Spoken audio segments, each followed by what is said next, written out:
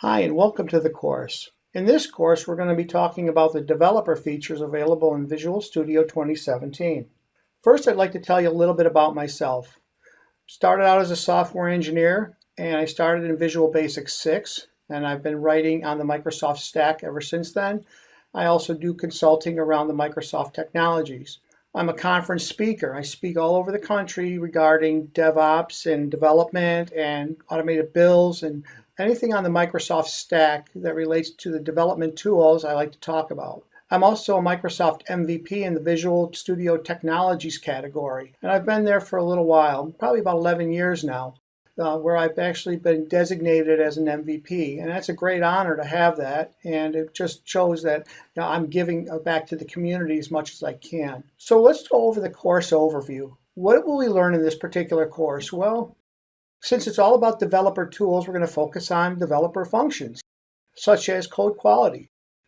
My idea with code quality is to get the application's quality higher before it comes out of the developer's queue. So when a developer is writing software, let's try and make it the best they can by implementing some tooling that's available to them to make it better. So the first section, we're going to talk about writing unit tests. So how do you write and run unit tests? It's really important to developers. Every developer should know it and should be doing it, but not a lot of people do because of time or whatever. They make reasons why they can't do it. So I really want to stress the writing and running of unit tests. Then we're going to go on to Intellitrace. And Intellitrace is a tool that allows you to debug your production application.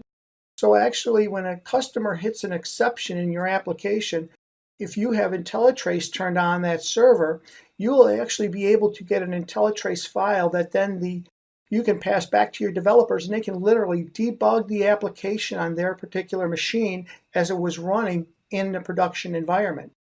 Then we talk about the diagnostic tools. Again, this is all about performance. We want to make sure that the application's running well. CPU usage, or memory leaks, we want to make sure we address those. How performant is the application? How responsive is the application? Those are things we're going to be looking at when we talk about the diagnostic tools. And lastly, we're going to talk about understanding the code.